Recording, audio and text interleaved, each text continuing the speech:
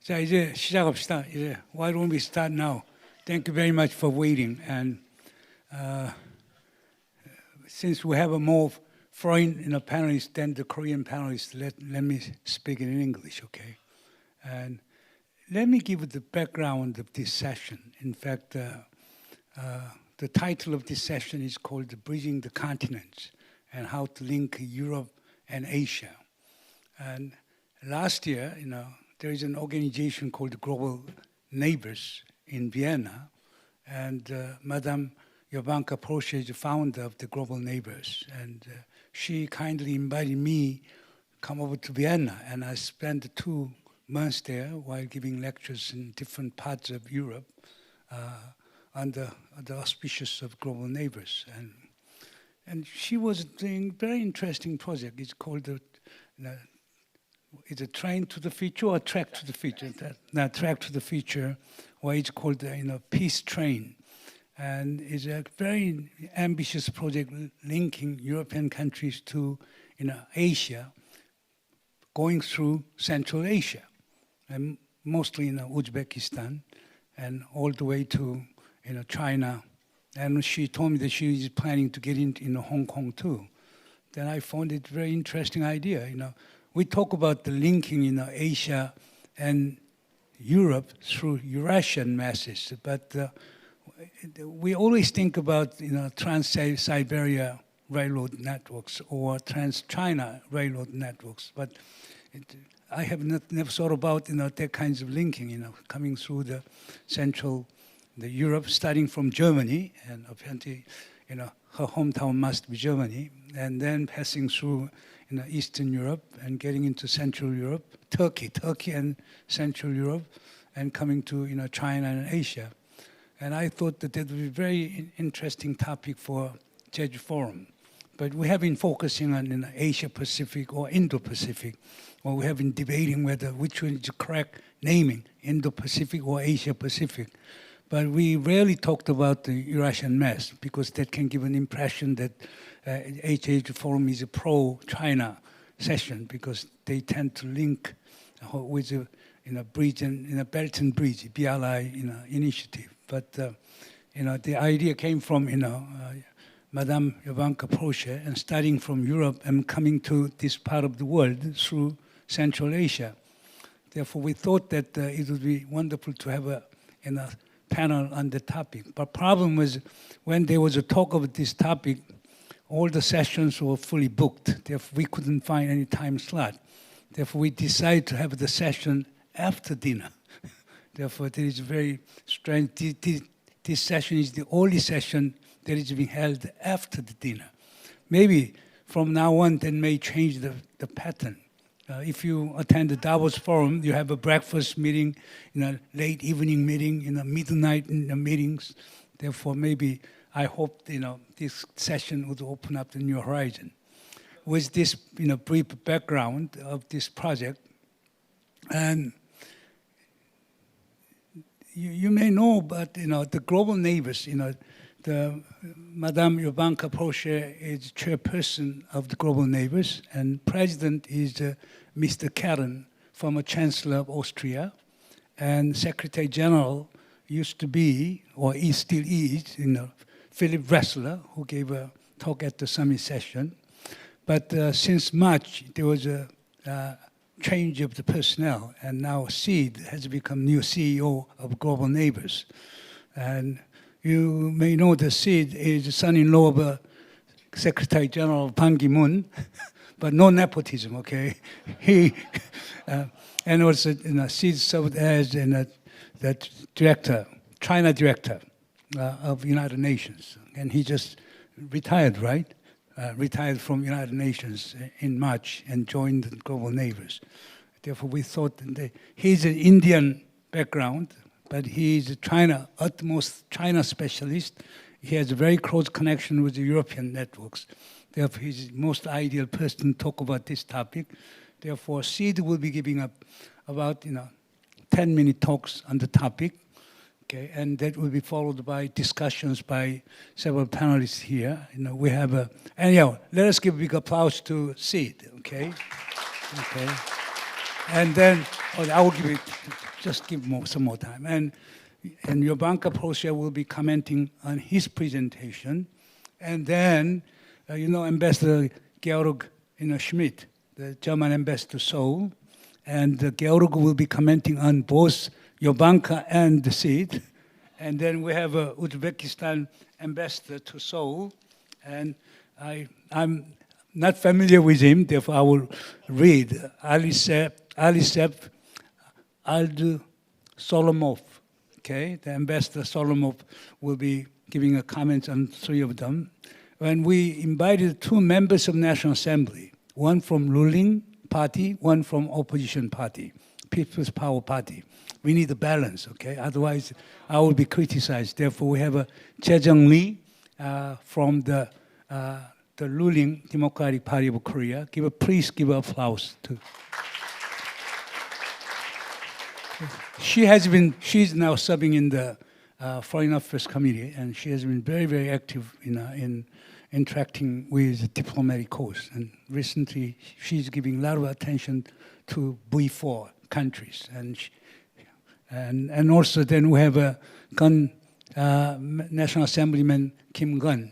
Gunn used to be Vice Foreign Minister, and after almost 30 years service in the Foreign Ministry, he became member of opposition party. When he joined the party, it was a ruling party. Okay, now he became opposition party. And also Ambassador Gunn was our ambassador to London. Okay, and after that, he was a Vice Foreign Minister. Let us give a big applause to him. Okay, Vala. Now, Sid, you have 10 minutes to talk about the Asian-European connections.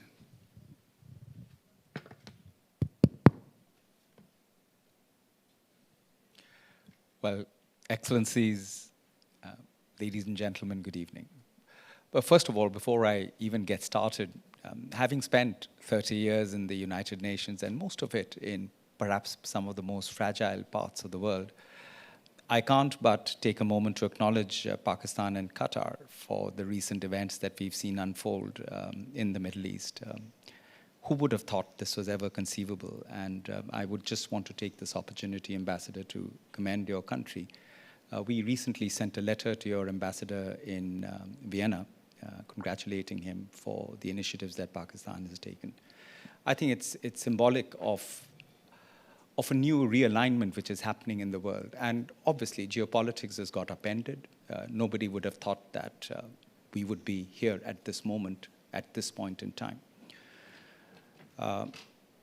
Europe has changed. The shock has been dramatic. It is a shock and awe of international relations which has ever happened. Nobody would have perceived that these kinds of dramatic changes were ever conceivable.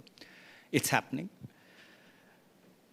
To me, having spent this long period in the UN, Europe symbolizes hope in many ways. It is perhaps the best experiment of peace. They spent 300 years fighting each other till it ended with the Great Wars. 50 million people died during the First and Second World War. Then came the Marshall Plan. Today, I've spent half my career in Africa.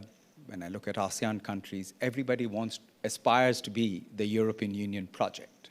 It's a project of peace, without a doubt.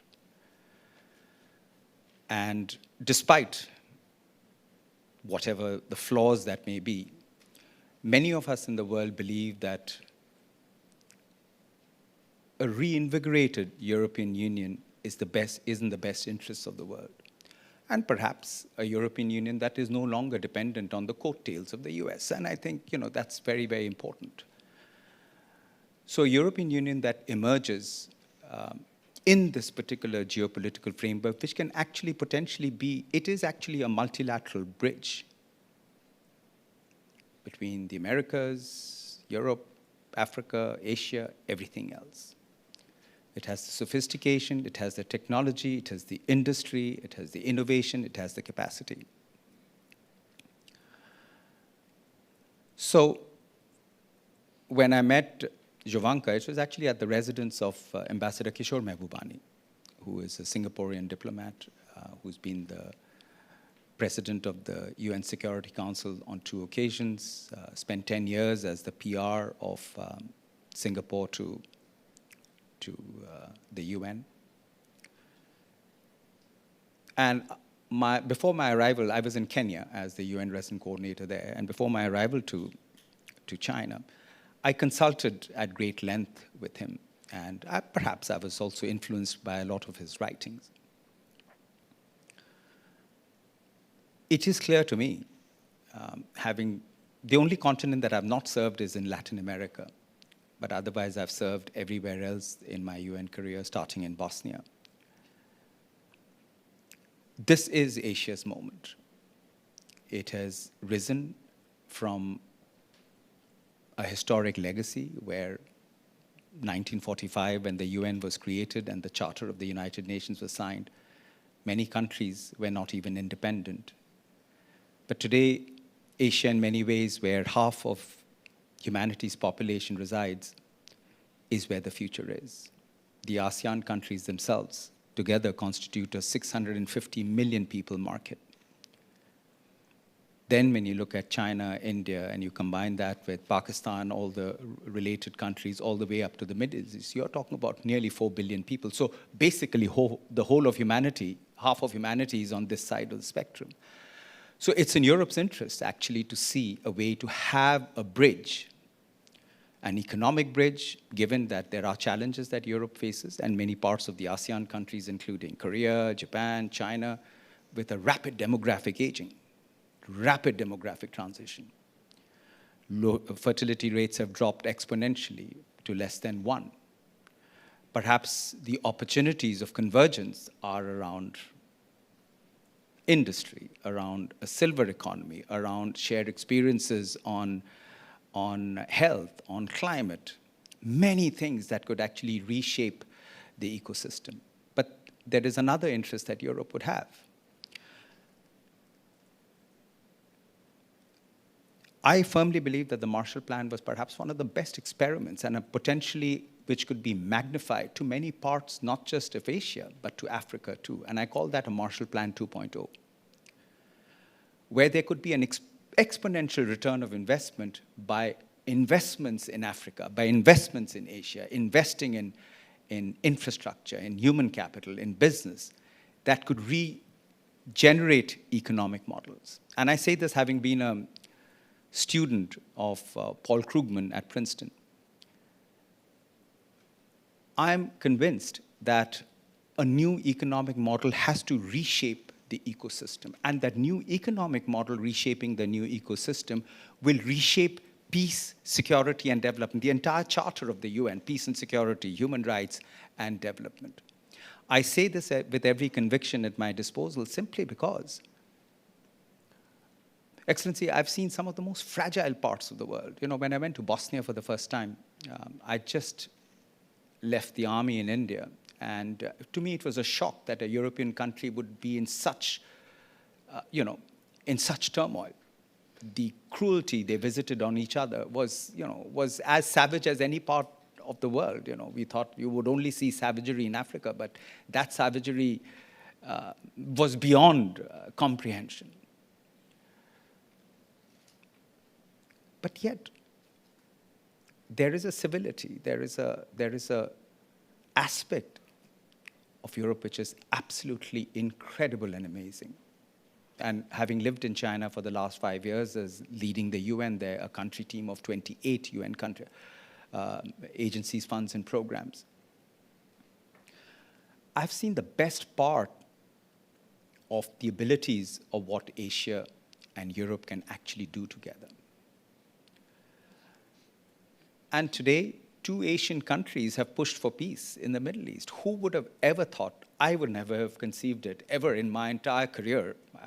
I've spent 42 years in public service, 12 of which were in the army, 30 years in the UN, that Pakistan one day would be actually a frontline state in negotiating a peace. And they have done that with utter resilience and tenacity. Hats off. A tiny country like Qatar. has been instrumental in the push for peace. And I think this is probably what we need. And I said this earlier in a session today, we've never been closer to a third world war than we are today.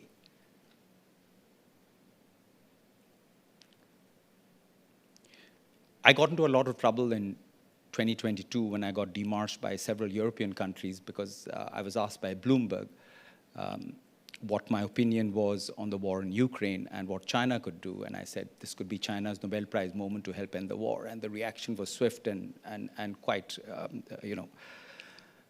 But a year later, we had Macron and Tony Blinken and everybody else coming to President Xi to say, listen, can you help us end the war? Because I had witnessed the peace agreement between Iran and Saudi Arabia, which were, you know, trenchant opponents to each other. So I see a vision, I see possibilities, and that's where I give a lot of credit to Jovanka and Christian Kern and Philip Rosler when they thought up this idea that we need a new type of track 2 diplomacy, because track 1 is not working. We know that. At any level, it's not working. But track 2 works. People, businesses, scientists, artists, you know, the entire ecosystem could come together to rearrange the way we are able to communicate. Because after all, a mother here in Korea, or a mother in Somalia, or a mother in Karachi, or a mother in India, or a mother in America, or a mother in Germany, has the same aspiration. The aspiration for a child that has better opportunities for the future, that has better health, better, you know, education outcomes. That difference is not there. This I've seen firsthand. So I hope that with the creation of the global neighbors, we are able to make that push for peace, to bring second track into the fold, where first track may not work, but at least we could get something to move. If businesses in China, in Asia, in Europe, in the Central Asian republics could come together and make profitable advantages, advance the sustainable development goals, which are only at 17% rate of implementation, we have an issue. And there could be potential opportunities that could rearrange that ecosystem. So it is with this vision that I'm honored to serve as the Chief Executive Officer of this organization, which I joined on the 1st of March, hoping that we would find another avenue where in this very fragile and delicate situation that the world finds itself in, we could find a viable alternative to the option of total devastation. Thank you. Thank you. Jovanka?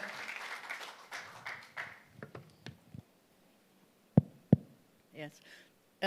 Thank you, Sid. I see everybody's still awake. That's great.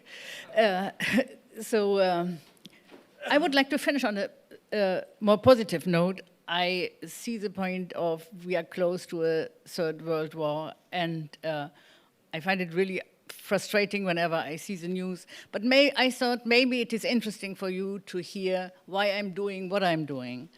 And the reason is that I used to live and work in Asia for more than 10 years. I worked for an investment bank in Hong Kong, and I worked in Thailand, in Vietnam, in Laos, in Cambodia. One time also I had some meetings in Seoul. I worked in Thailand, in Singapore, in Malaysia, Indonesia, India. And it has enriched my life tremendously. And when I came back to Europe, I continued my investments, and I'm also running our family office at the second hat, which I'm wearing. And I was complaining a lot about what I read in the papers and also what I learned from politicians, because I had the feeling that there were very strong views, whether it was about China or Asia or any country, and it was not matched by knowledge, and certainly not matched by understanding. And in one of these discussions, a friend of mine said, you know, you are always talking, but you don't do anything, so I think you should do something. And then I thought, well, yeah, maybe he's right. And I thought about it, and then I talked to Christian Kern and Philip Rosler, and I wanted them to basically run the show because I like my private life. But they disagreed, and they said if they would do it and I stay back, everybody would say, oh, they are bought by the Russians or by the Chinese. And that was an argument I could not really fight. So I gave it another thought, and then I said, okay, I really mean it. And then we founded this organization, Global Neighbours, and we call it a think and do tank, because thinking is good, and I think doing is better. And we just started with commissioning a study. The first study was China's engagement in Africa, because I found it quite interesting that I always read that there is this debt trap and it's all terrible for the poor Africans. And I said that somehow it doesn't sound right. And also the study showed that it was not right. That it is far more complex.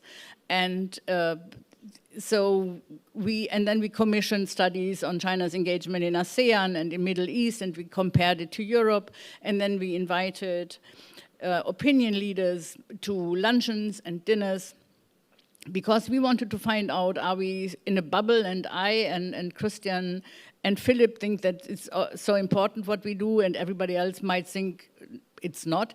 But the feedback we received was really so positive, and everybody said that's really the right thing to do, because we try to be really neutral. We are not a lobbying organization for everyone, for anyone. I finance the whole thing. We don't take money from anyone so far. And it has given us a lot of not only pleasure, but really purpose. We have a wonderful team in Vienna.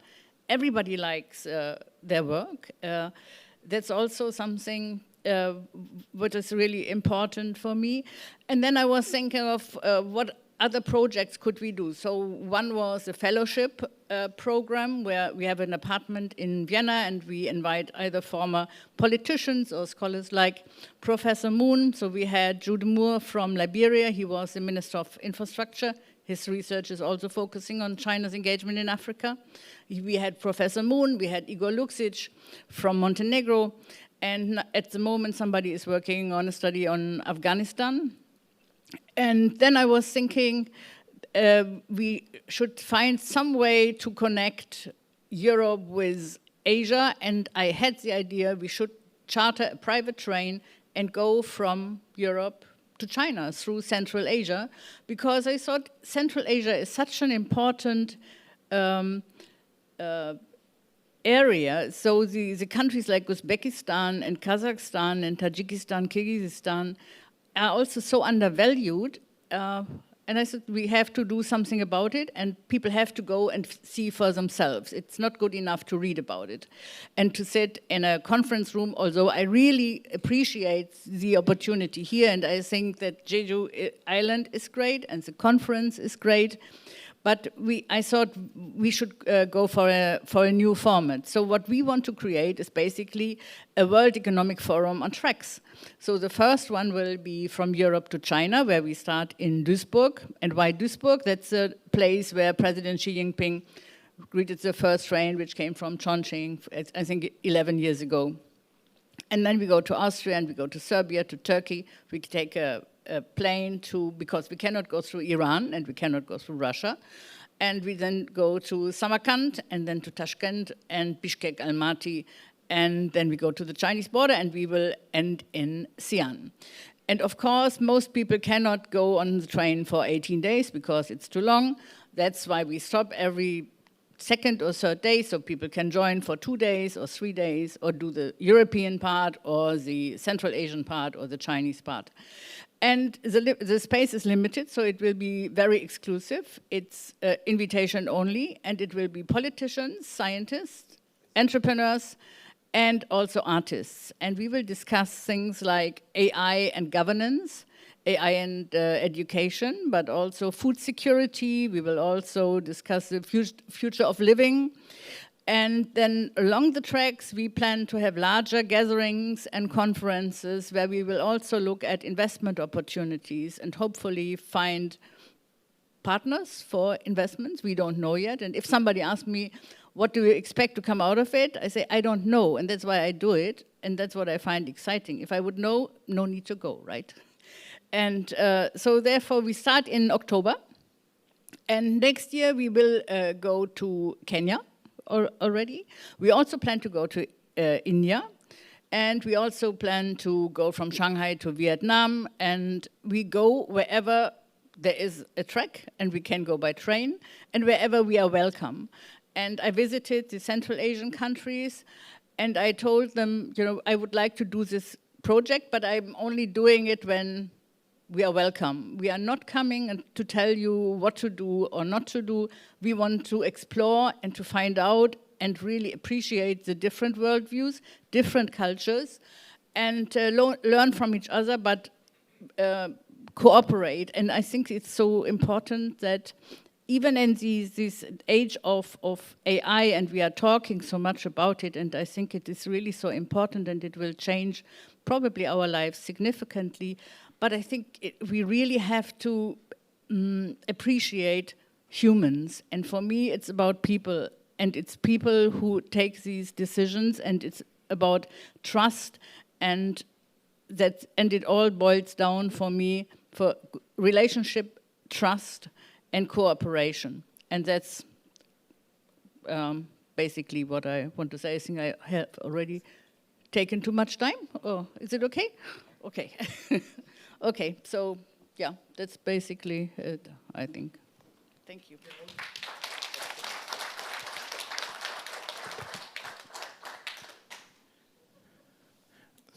It works. Thank you very much. When you talked about the train rides, I remember when I started my studies as a university student in Hong Kong in 1988. I was then one of the few non-Chinese who studied there, and I thought, if the Chinese can come to Europe and study, I can do the same in China. At that time, I took a train. I said, I want to take a train, and that was the Trans-Siberian, and a stopover in Ulaanbaatar, a stopover in Beijing.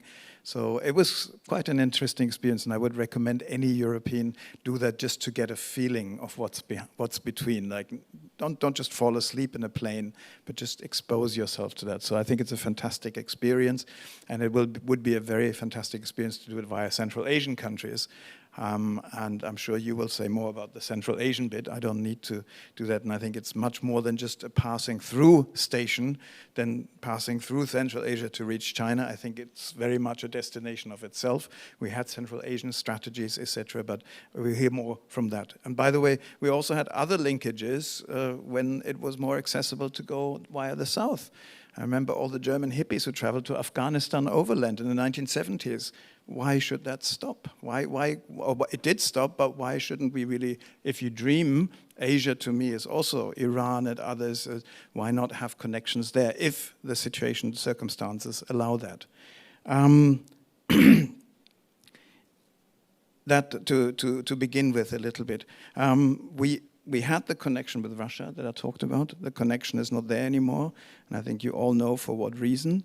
If I look at Germany's Russia policy, we tried to do exactly that. We tried to build people-to-people contacts. We had a lot of investment into Russia. We built an energy relationship that was criticized by many countries, the US on the one side, Nord Stream 2 also criticized by Poland, the Baltic countries. We thought it would sort of tame a certain behavior, and it was not a success. So this is where we are now, and it's a defining issue for European politics, and I'm afraid as long as this is not changing, there will be a lot of issues and a lot of problems with ideas how we link. So Central Asia, but again, to me, Central Asia, it's something, a value in its own. It shouldn't be just a bypass since we cannot go through Russia. And let's hope Russia is a European and an Asian country. I can only hope that at one point maybe some people inside of Russia also will feel, why do the smaller neighboring countries feel so threatened by us? Talk to anybody from the Baltic countries and others, and you know what I'm talking about. So where does it leave us? You talked about a Marshall Plan and investment, and I think we saw that basically in Asia. A lot of the incredible rise of Asia was due to a massive influx of private capital. Private capital from Japan into China, from the US, massive investments. From Germany, my country invested a lot into China. It was good business. It made sense. So not everybody used the investment the best way, but the way the Chinese used it, it's phenomenal. My first travel, as before, was in the early 1980s, so the transformation is enormous. And earlier we talked about the achievements of the Chinese when it comes to like just improvement of life, social lifestyles, etc. They have all reasons to be proud of. Actually, if I look at Chinese communities, what they do, you put them anywhere and they'll be successful. Look at Southeast Asia, look at Hong Kong. I mean, the British gave Hong Kong rule of law and stability, and look what developed in Hong Kong. It was not a democracy, at least when I was there, but it was a rule of law. That was important. So it's an amazing success story, and we will see more of this. Regardless of the government, I think we might see even more there's a political change, and we have to really live with it as a reality. And I would recommend everybody be curious, be interested in it, and learn. But I would also recommend now people, since you talk about Asia, for instance, in Germany, we have a very blind spot when it comes to the subcontinent. We don't have many people who speak languages of the subcontinent, and they think, oh, we can do it in English. I would say, yes, maybe you understand the mind, but if you want to understand the heart, go beyond that. With China, it's difficult. You talked about the shocks. We had the Russian shock, then the Trump shock. And I think we also had a shock from China, which is a big discussion at the moment, when China came out with this study 2025. Many people didn't realize that this is a very strong attack on Europe's industrial base. And whenever I meet people from the German business community, I ask them, please be honest with me. What is competition just because the Chinese are better, because they're smarter, and because they're more hardworking? And what is because of unfair trade practices? And I think we have to be very sober and distinguish between one and the other. But what I also see is, again, if you look at the Chinese, the CCP documents also, they're quite clear about a systemic rivalry. Now you can say, oh, this is only a document, it's only written in the party things. And I met so many people in China who say, forget about it, I'm very open. Some people say it's a much more open society than many others, and I share that with you, the interest, the curiosity that Chinese people have towards the world and come in. But we have to see that this is the party doctrine that speaks about a systemic rivalry and a tough competition. So where do we go from here? It's very important to have the strong business connections between Europe and Asia. But I think we'll probably have to rethink how economic growth models worked. The export-led economic growth models that we saw from first Japan, then later on Taiwan, Singapore, Hong Kong, it might not work in the same way with China just because it's too big. And where does it lead us? And how does it balance us with the openness of the Chinese market and others? But it's a general topic, and I think I'm worried also that in Europe we turn to the other extreme, that we turn to be too protectionist, and that we don't really have that balanced view about it.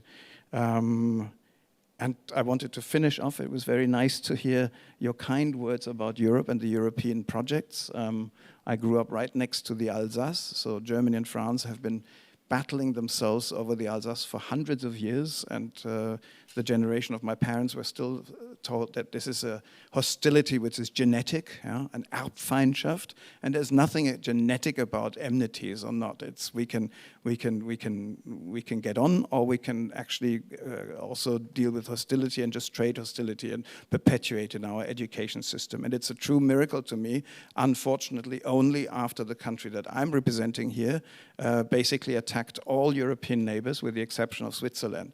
So whenever I talk to others, like, yes, the EU is a fine model, but please take a shortcut. Don't go our way with 2 world wars. Don't do it, and especially in other areas, in the AU and others.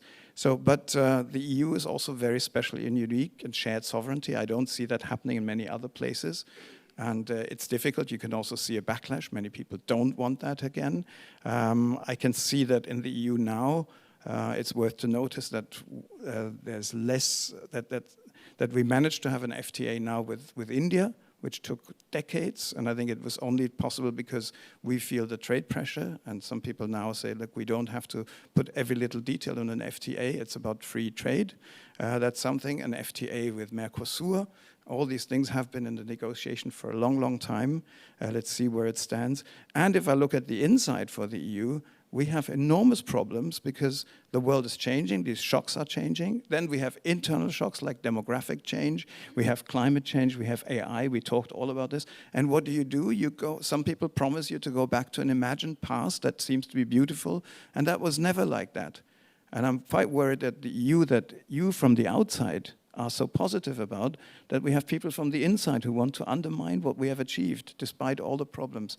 So we can only, from the European side, we can only be strong if we do our own homework and then we engage and go out, and then I think Europe has a lot to offer. Thank you.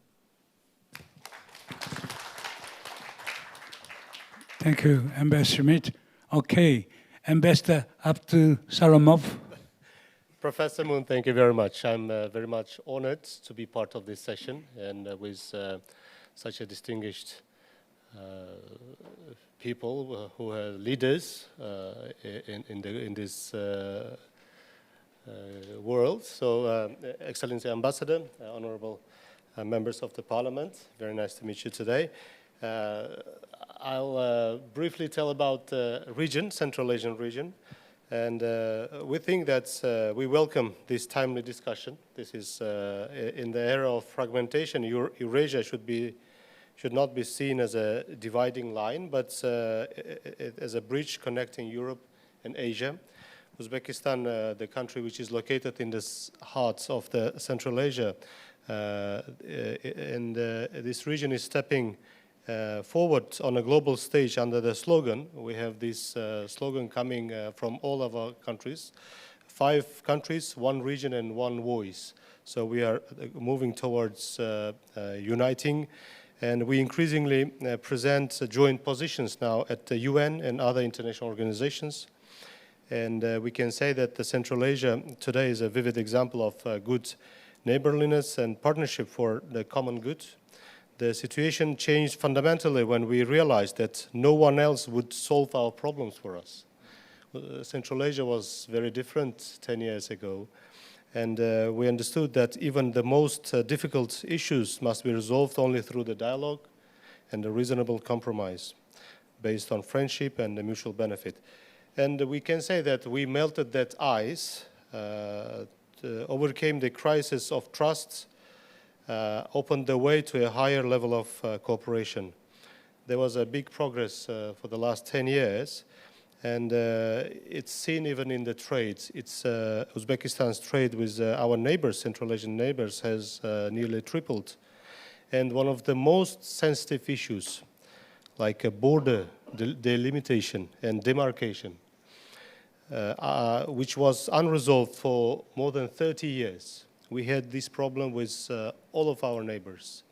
Our neighbors had this problem with us, so it was all has been settled. And the transport arteries have been modernized after opening the borders. We understood that we need some arteries for the economies. And new roads, air and rail connections launched. The opening of borders and restoration of transport links has boosted regional tourism, of course, expanded cultural and humanitarian contacts, strengthening people-to-people diplomacy. I myself, living 10 kilometers from the border of Kyrgyzstan, have seen this situation where we could not travel to our relatives, to see our relatives to Kyrgyzstan, who are living 12 kilometers from our house. And we had to go all the way to Tashkent to get the visa to Kyrgyzstan, and traveled pass only through one point, and then travel through Bishkek and travel to our relatives, which is directly 12 kilometers from our house, and traveling instead, like, I don't know, 400 kilometers. So we've seen that times, but now everything is different. Central Asia is different. And we are undergoing a historical change, we think. Once we've seen as a fragmented region, it's now demonstrates unprecedented trust and consolidation. Initiatives such as the consultative meetings of Central Asian leaders. We never had 5 presidents sat around one table for a long time. But for the past 10 years, it has changed, and it has been going on. And the Central Asia 2040 concept, the landmark agreements like a Hujan Declaration of Eternal Friendship, has strengthened regional unity.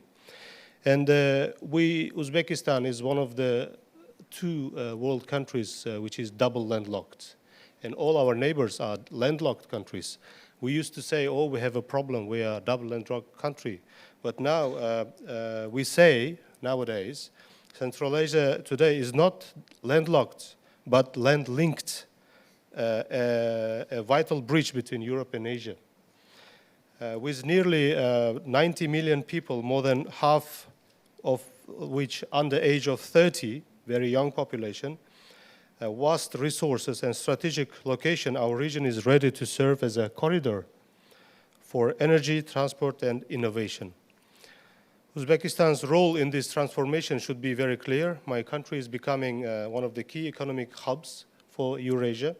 Reforms which are undertaken under President Mirziyoyev has transforming our economy into a dynamic investment center. And industry today is increasingly shaped by access to the critical minerals. I wanted to stop about critical minerals because the region is very rich for the critical minerals. And the last year, Uzbekistan signed a MOU with the European Union on critical raw minerals, and the Uzbek Technological Metals Plant, one of the leading one, officially joined the European Raw Materials Alliance. These steps, we think, strengthens Uzbekistan's positions in the global market for lithium, tungsten, molybdenum, and rare earth elements. And the membership in ERMA opened new opportunities for in European grants and investments coming to Uzbekistan, and also the joint research, which is very important for our region. A vivid example of Uzbekistan's industrial modernization is a recent decision by Volkswagen to launch a production of several models in our country. And we are one of the countries, and we are planning to produce 1 million cars annually by 2030 in total. These vehicles serve domestic demand, of course, first of all, but also they will be exported to the Central Asia, Caucasus, and CIS markets. And I also want to point out about the digital transformation. Madame PORSCHE mentioned about AI, ICT, and so on, but this is another priority for us because from e-government platforms to IT startups, we're building a modern ecosystem that can connect seamlessly with Europe and Asia. Without it, I think it's old way doesn't work for us. These initiatives are complemented by cultural diplomacy, exhibitions, exchange, and joint projects that strengthen people-to-people trust. We have the permanent Central Asia Cultural Exhibition in Gwangju, in Korea, opened last November. If you have time, please visit Gwangju to see that place. It's one of the best examples of how culture can reinforce connectivity. The many ideas were discussed, discussions were about transport and logistics.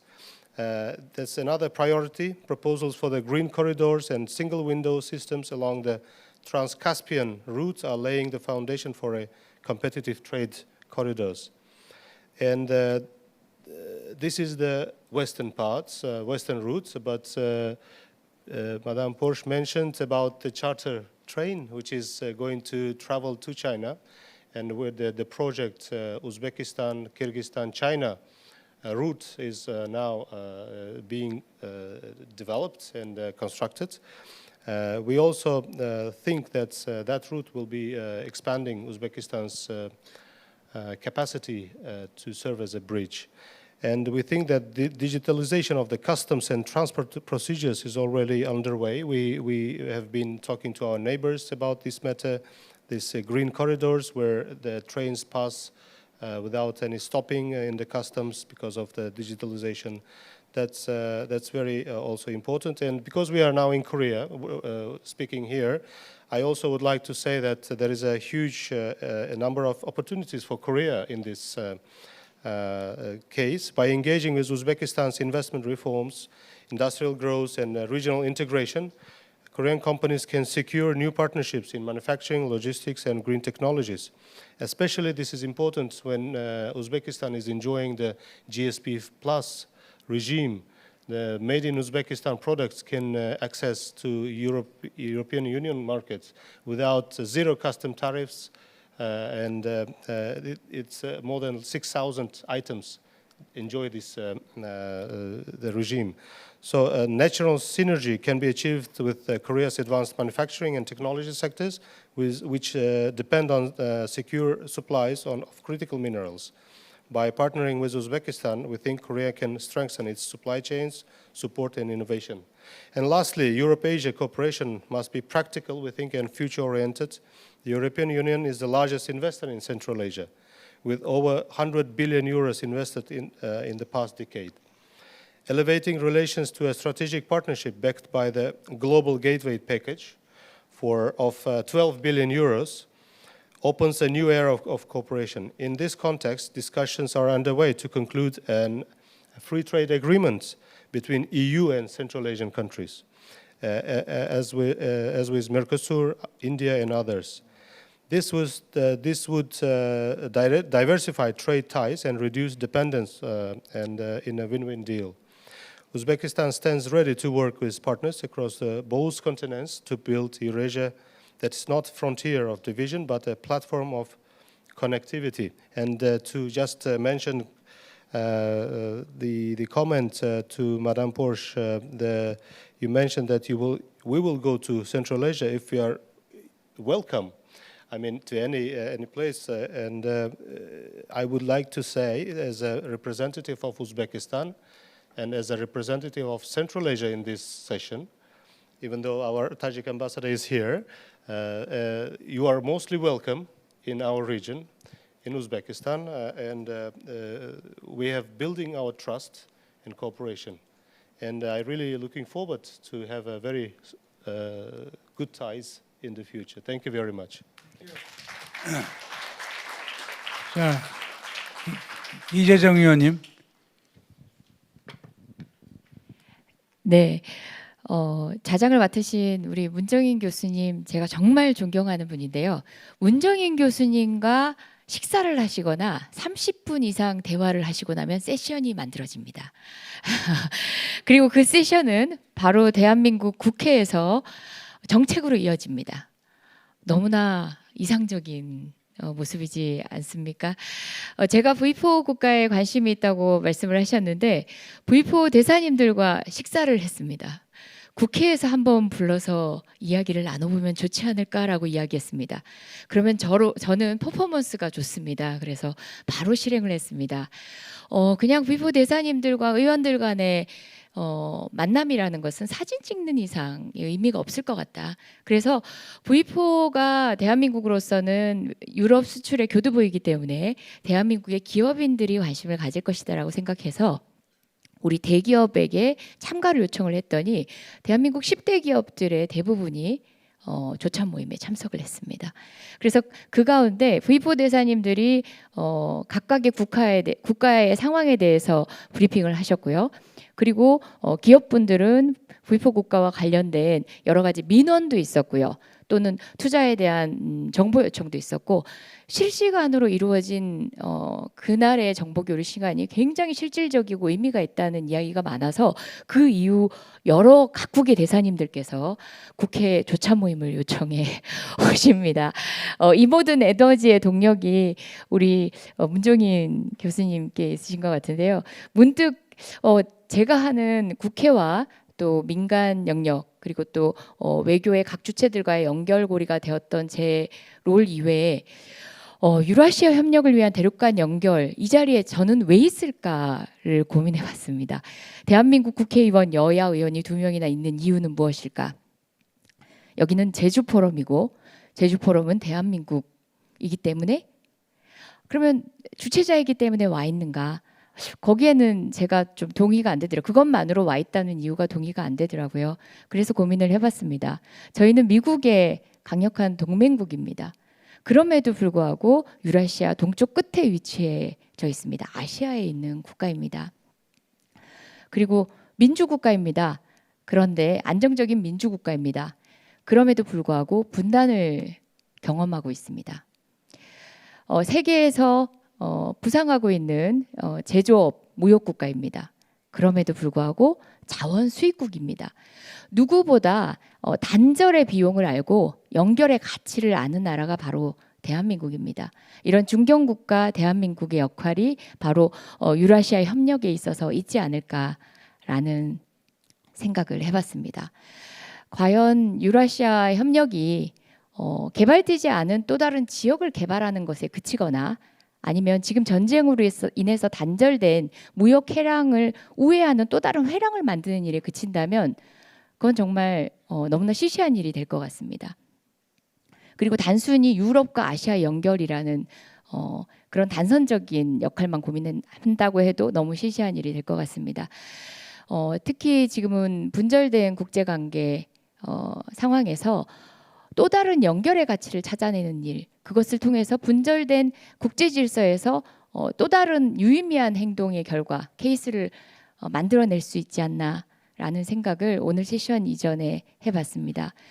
그렇다면 우리는 어떤 것들을 할 수 있는가? 저는 또 국회의원이고 정책을 입안하는 사람들이고 그래서 좀 구체화된 무언가에 대해서 이제 발을 딛고 싶었습니다. 그렇다면 국회의 특징은 이제 플랫폼을 만드는 일, 그리고 그것들을 반복해서 신뢰를 구축하고 성과로 이어내는 길이 아닐까라는 생각을 했습니다. 그 가운데 기존의, 그러니까 전통적인 방식의 플랫폼들, 그러니까 전통적인 산업을 기반한 것들보다 새로운 산업에 기반하면 좋지 않을까라는 생각을 했는데 오늘 발제하신 분과 패널 분들께서 여러 가지 이야기들을 해주신 것 같습니다. 디지털, 거기에 조금 더 고민을 더한다면 단순 디지털이 아니라 이것은 자원, 전력과 관련된 문제인데요. 새로운 기후위기에 대처한 에너지, 그 문제가 사실 중앙아시아 비롯해서 유라시아 연결에 굉장히 주요한 하도가 될 수 있을 거라고 생각했습니다. 그러기 위해서 저는 정치인으로서 또다시 이런 정부 중심의 ODA라든지 정책금융과 더불어서 민간 투자까지 이어낼 수 있는 그런 금융의 플랫폼 또 상상을 해봤습니다. 가능한 지점부터 이제 큰 담론을 통해서 블록화시켜서 우리만 안전하다고 생각하고 우리만 행복한 그런 협력이 아니라 가능한 작은 단위의 이제 소단위여도 좋습니다. 그런 플랫폼이나 특정 목적 의식을 관철시키고 실행할 수 있고 성과를 낼 수 있는 그런 것들을 시도하면서 우리의 협력을 이야기해도 좋겠다. 라는 생각, 그런 아이디어 제안을 한번 드려봅니다. 나중에 또 토론을 이어가면서 말씀을 부탁드리겠습니다. 감사합니다. 김관 위원님께서는 뭐 영어로도 좋으시고 한국말로도 좋습니다. Yes, I'm Gunn Kim from the People Power Party, but everyone knows that I was a former diplomat. So when I arrived in Jeju this evening, I met my old colleagues. And every one of them told me that, oh, you look great today. So I thought to myself, why am I look great? Since I'm a politician now, I can say whatever I want and take no responsibility. So that's why I'm look great. So I'm using this prerogative this evening because usually I don't disclose my discussions with my colleagues, but today I'm going to do it. When I was an ambassador in London, ambassador to UK, I became a very close friend of an ambassador from Central Asia. I don't want to specify the country because we were the members of the same golf club, so we play golf together often. So after one round of golf, we usually have a pint of beer. And after a beer, we talk very, very frankly on any issues. And on a particular day, I asked a question which was in the bottom of my heart, that I don't understand Ambassador X. Because look at ASEAN countries, like 10 ASEAN countries, they grouped together. And then, out of proportion, their diplomatic influence is huge. They bring Korea, they bring Japan, they bring China, and now they bring US and Russia into their format. It is called ASEAN Plus 3 EAS. And when all those big countries are there, what they say ASEAN centrality. We are the center of it. So those group of countries, when they can be a group, then their influence increase exponentially. So, but I see the same potential in Central Asia. If the 5 STAN countries are working together, then it's like another ASEAN. They can bring Russia, China, US, or any European country into the format. And then you can argue for Central Asia centrality. And so why you don't do that? And then my colleague from Central Asia, he was very, very frank. He told me that you don't understand the region. Whenever we try to meet, always the Russians come to us and say that, why do you have meeting? And can I join? So we cannot do it. So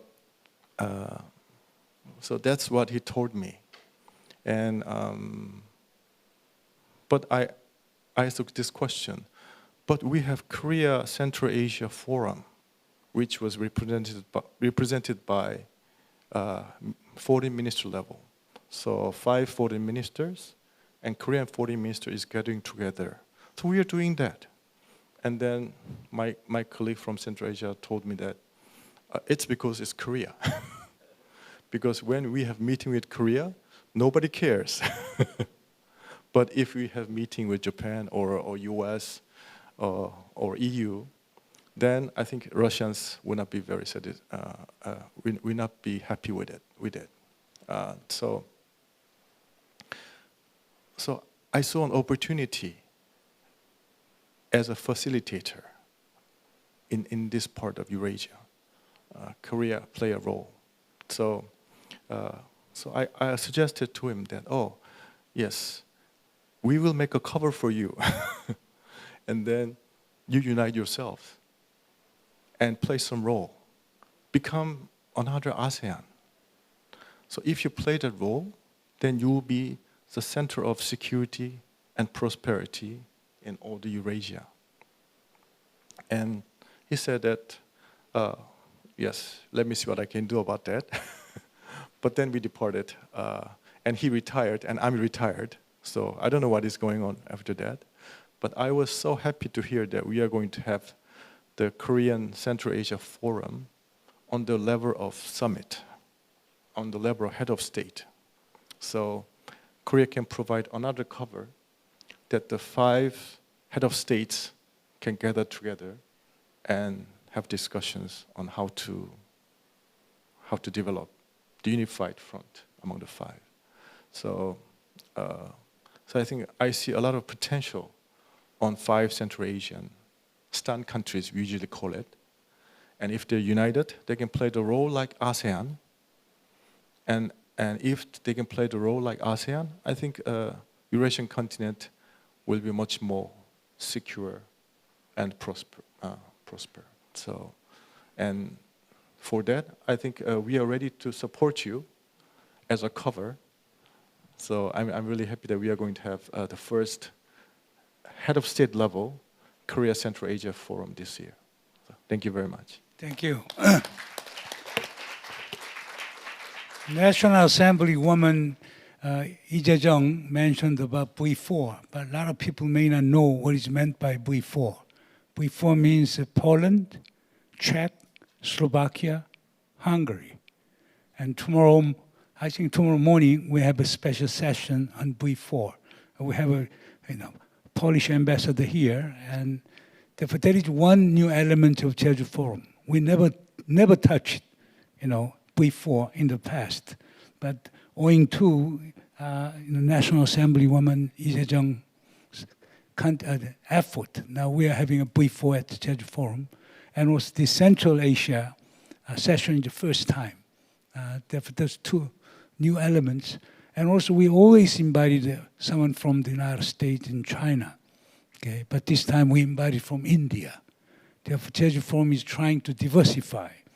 And it is very, very rare for Indian foreign minister to give a speech, keynote speech at the opening ceremony. I would say that there is a changing face of Jeju Forum. Okay, with this background, I will take some questions from the floor. Feel free. 진행자 어디 계신가? Okay, microphone 주시고. Yes, please. Would you identify yourself? Thank you. My name is Mosam Shah. I'm the ambassador of Pakistan to Republic of Korea. First of all, I would like to compliment my two distinguished colleagues from Germany and Uzbekistan, who are known as very distinguished diplomats in Seoul, but they're also very popular, and we saw a glimpse of that. Thank you very much to all the speakers. I would like to ask two questions to two of the speakers. My first question is to Mr. Siddharth CHATTERJEE. Thank you very much for your very kind words for Pakistan. You did talk and recommend track to diplomacy. Now, we have seen during this Iran-US conflict that a totally different country without any institutional support came forward and took a great risk, and we continue to do that to bridge the gap. And lately, Qatar has also joined us, and we are very grateful to them for joining us. You recommended that we should emphasize more on track to diplomacy. I would like to know from you, when you say track to diplomacy, are you saying that we should discontinue with the UN system or other platforms? And should we emphasize more on mini multilateralism, or what do you mean by track to diplomacy? The other question would be to the Honorable Member of the Parliament and, of course, our former colleague from Foreign Service. You mentioned that the TAN countries, by the way, Pakistan is also A and TAN, so you recommended that they should form their own bloc. I'm from that region and I've served in these countries, so I know that 5 Central Asian countries are members of SCO and they're also members of ECO. So are you recommended that they should continue to play their role in these two organizations, but then also form a totally separate bloc, just the 5 countries? And if that is your recommendation, what do you suggest that they should achieve under these 5 countries grouping? Thank you very much. Thank you for that question, Ambassador. So I think, the challenge we face today is that sometimes capitals find it difficult to talk to each other. National pride comes into play, geopolitics comes into play, several things happen. And that is where the people-to-people interaction becomes very consequential. That, I mean, for a person in Punjab in India or a person in Punjab in Pakistan, they share the same kind of food habits, they enjoy the same kind of lifestyle, and that opens up an opportunity for dialogue. I teach at the Schwarzman College in Tsinghua University in Beijing. To me, it synonymizes the ultimate of track to diplomacy. Here is a man called Steve Schwarzman, the owner of BlackRock, who started this university within Tsinghua 10 years ago, and it was jointly commended by President Xi and Obama. It's where a horizon of a new architecture of diplomacy happens. These are young American, Chinese, and international students coming together who are getting into the space of public policy. It opens up another dialogue. I think what we are missing is that people-to-people connectivity which needs to happen. And this is where we need to take advantage of all today, the Gen Z generations, your children, my kids, I mean, they are better connected than we could have ever imagined to be. In seconds, they get to know each other. Can we open up that other sphere? My worry is, having spent 30 years in the UN and most of it in fragile parts of the world, I've just seen human misery up front.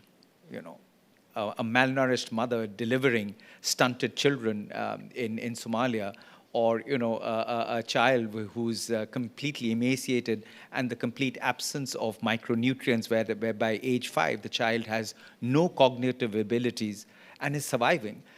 I think there's something that we need to change. And I think today, Track 2 offers us a little more empathy, a little more solidarity, and a little more compassion, which sometimes gets relegated in the bigger scheme of things. And that is what we need to resurrect. So Track 1 is critical, absolutely mission critical. When capitals talk to each other, things happen. But sometimes they don't talk. And that's where we want to open up that dialogue. So yes, the UN is in a state of absolute stress. We've never seen the UN in this situation ever. I mean, we would never have imagined that year 80, the UN is in this state of fragility. Well, it perhaps had to become this stage of fragility because we could not be fit for purpose. We were still designed on the contours of the maps of the Second World War. And it's therefore remained a very, I mean, the West would, I mean, we would have country X in the West say, oh, you need to do these projects for us. We would be determined by what they decided. But that has changed. Many of those countries in 1945 were not even independent. And that dramatic change is now needing to catch up with the UN. But in order to bolster multilateralism, you need other institutions to continue to come and support it. And that's where we see the role of global neighbors for that push for peace. Ambassador Kim? Yes. I think my idea was not in any way hampering the Central Asian countries' participation in SCO and other organs. For instance, ASEAN countries, they have like ASEAN Summit, but they also have ASEAN +3, and they have EAS, but they also participate APEC meeting and all other regional gatherings. So this is not kind of excluding anything. So you can be part of everything. But still, you need some core to develop because it's very beneficial for not only for the region, but for the 5 countries too. For instance, in ASEAN +3, it has 2 functions. First, even though Korea and Japan and China has some bilateral issues, difficult issues, but ASEAN +3 always makes us to meet together and have discussions in a very high level. So usually when something is, when situation is not good, it is really difficult to make meetings. For instance, US and Iran, they didn't speak to each other directly for a long time, right? But like ASEAN +3 always makes us to meet. So that helps the 3 countries to have chance to coordinate, even though it is really difficult. So that's one thing. But the other thing is that when you have ASEAN +3, 3 countries are competing with each other. So when ASEAN countries present like substantial ideas to promote economic coordination or development, then 3 countries are eager to do something for them. So, and that is the engine of growth in this region, actually. So from my perspective, if Central Asian 5 countries can make a unit and then bring the countries in this region together, then it'll benefit not only the 5 Central Asian countries, but for other countries too. So that was my idea. Thank you.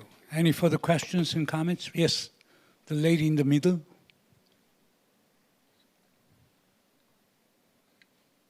Thank you very much for the really fascinating discussion. I'm Maria Pustikova. I'm based in Berlin, Germany, and I work on energy security and energy transition there. I'm in a think tank, and there were accompany European partnerships with many countries, working with the Commission and the German government. And the question we're constantly battling with is, what can Europe realistically offer to the other regions? We know what Europe wants from the other regions. We know what Europe wants from Asian countries, what Asian countries can offer. But when we think about the European offer to the other regions, we often have to face the fact that European Union, at least, I'm not talking about member states, but European Union has limited real finance, global gateway, like $12 billion is a number, but that's peanuts compared to what China can offer. Europe normally comes with a heavy package that's of regulations and standards, so we're not talking about fast delivery of infrastructure projects. But on the other side, Europe comes with a big market. And the question is always for us, can the economies in the region tell us clearly what do they expect from Europe? What can Europe offer as an entity?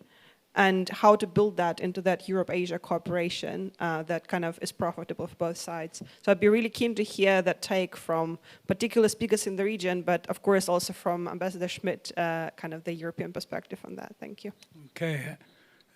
Georg, and perhaps Jovanka, you must have some answers to that question too. You too? Okay. The Georg, you start first. What can you offer?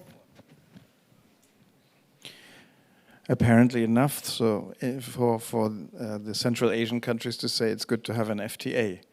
And I think we can offer a big market, we can offer a lot of knowledge, partnerships in science and technology, in education, exchange programs, universities, etc. If you mentioned the infrastructure projects, I was Africa director in our ministry, and so many people said, oh, why don't we do this and this and this? But many of the infrastructure projects that look very grand, they're not making any money. We built a lot of roads, and we didn't ask the partner countries to put aside some money in their budget to maintain these roads. There's a big story of Bilfinger and Berger in Nigeria, the classic all-infrastructure company, and they did that. And sorry, I'm not singling them out, but there was always the problem then after 5 or 10 years, the road is broken, and then said, oh, can you please redo it? And it's happening over and over again. And that is not helpful. So at one point then there was a change saying like, yes, the rules and regulations, they have a meaning, saying like, we can only build a road if the government commit themselves then to also put aside some budget, or to do an environmental access, to say, is this, or to do a case study, is this road actually, it's taxpayers' money if you finance it with ODA or with the mixed finance, and then you have very limited, you have different roads, and a lot of them make sense. And it's good, and there's still a lot of road projects, but some of the roads that I've seen don't make sense. And the problem is that the aspirations are large, but it really takes a lot of effort to do it and to maintain it. And it's even the tunnel between the UK and France, it's very difficult to make it commercially viable. It's a wonderful project. I love taking the train from Brussels to London and going around, but it's very hard to make ends meet for these huge infrastructure programs. And there's a political decision. Do you still say, oh, there is a political benefit from it, from connecting A and B, and it's worth to really pay for it as a public utility? Or is it not? And we are having a lot of these discussions then. So maybe there are other partners who are better in doing that, but I feel Europe has a lot to offer. This is something that I was directly involved in as the UN resident coordinator in Kenya. There was a road which was built from the port of Lamu, which is in southern Kenya, all the way to Addis Ababa in Ethiopia. Addis Ababa, as you know, is a landlocked country. They were at war with Eritrea. They needed a shipping route, and that's how this road came about. Very interesting. A Chinese company built that road, and I was invited by the Kenyan president then, Mr. Kenyatta, Uhuru Kenyatta, to help in mobilization of blended financing. So I met the EU ambassador in Kenya, and as well as the Africa Development Bank. And we came together over a period of a couple of weeks. It was concluded that, yes, this is a viable project. This happened in 2014. The road was co-financed by the European Union and the Africa Development Bank. It is like a German Autobahn, which connects the port of Lamu to Addis Ababa. There's a toll which is connected on that road, so there is an automatic maintenance fee which is maintained. But what is most interesting is that the road crossed a place called Moyale, which is in northern Kenya, where the largest number of young people used to go to Somalia to join the Al-Shabaab movement because they saw that as a job opportunity, not for any ideological reasons. 90% there was a drop of people who were getting recruited by the Al-Shabaab because they found jobs along that road. It opened up a new artery for the free movement of goods, services, and people and changed lives. This was real. This happened, and that road exists. The volume of traffic that happens there, I recall going from Nairobi to northern Kenya, would take 4 to 5 days. Now it takes 4 to 5 hours. So you can imagine what the infrastructure looked like at that time. But there's one more part. Did you know that the New York subway is still in debt? But what it has done, it has spawned businesses along the way. So the measure of a road's return of investment cannot just be measured by what that road is going to give you, but what it spawns in terms of businesses and other opportunities along it, and how it allows people to connect. So there's a larger value proposition to it. By the way, this road is already had a return of investment, which has actually made it has broken even at a very short time. So I just think it is about how you reimagine infrastructure. But if you are looking at Africa Union 2063 and the Africa Continental Free Trade Area, I see an automatic convergence of Europe's Global Gateway, of China's Belt and Road Initiative, of the US coming together and really transforming the physical and digital infrastructure of Africa, which is going to be 2.5 billion people, a new market opportunity. So I think it's, our only limitation here is our imagination of what the potential business opportunities are on a point of convergence. Jovanka, you want to add? Nothing much to add, but just that infrastructure projects are in itself always long-term projects, and if you expect an immediate return, then you can't do infrastructure project, and it doesn't matter whether it is a road or whether it is electricity. And therefore, I think the Chinese, they really they have the long view, and you really have to be patient. But toll roads, for example, are always a good option. And I know that when I was in investment banking, we had an infrastructure fund, and I know that Li Ka-shing, he loved toll roads. And of course, it comes with a problem that you are normally financed in US dollars and the income is in local currency, all of that. But you really have to see the long-term view, and as Sid says, you have to see the benefits which comes with it, which you cannot measure in dollars and cents. And I think that's what we need, that we have a broader view and a long-term perspective on it. And also, I agree with you, Europe has a lot to offer. It's a huge market and well-educated people, a good workforce. I think the problem is probably the regulation, quite often over-regulated. And in my view, also, Europe is very much inward-looking, too much inward-looking, and not open enough, and think that Europe is maybe the center of the world. But recently we had Kishore Mahbubani speaking to us in Vienna, and he gave an interview, and he said, and I think I can quote him, he said, if Europe doesn't change, it will become a museum for us in Asia, and Europe should be far more open than it is, and I unfortunately have to agree with him. Now time is almost up. Now just 1 minute and 40 minutes left. Any urgent question, comments? Yes, young man there.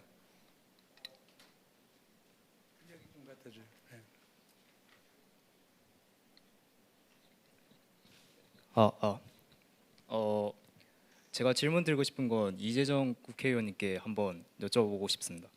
그 말씀 도중에 한국이 안정적인 민주국가라고 말씀하셨는데 그 안정적인 민주국가라는 거에 대해서 좀 더 구체적으로 듣고 싶습니다.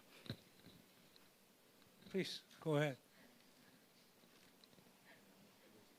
네, 짧게 말씀드리겠습니다. 저희가 계엄을 경험한 국가입니다. 불과 1년 전에요. 1년 남짓 더 전에.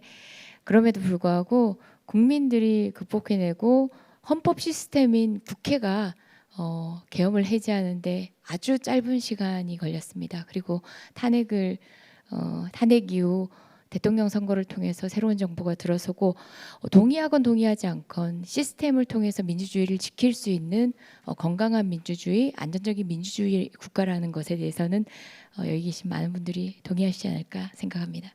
Anyhow, it's time to sum it up. And I think one important lesson we can learn from this session is this. It is a really good idea for us to include Central Asia in this setting, also V4 in a session in the Jeju Forum. Therefore, we continue to, no, it isn't good. Follow rule. 내가 이제 끝났다고 얘기를 했으니까 그걸 얘기하고 끝난 다음에 프라이빗하게 이재정 의원 앞에 여쭤보도록 하고 let me speak in Korean. That would be much better. I have an earphone. Let me speak in English anyhow. And it is a good idea to include the Central Asia component and V4 component in that way. I think it is very important for Jeju Forum to expand the horizon of interactions with other part of the world. That's an important lesson.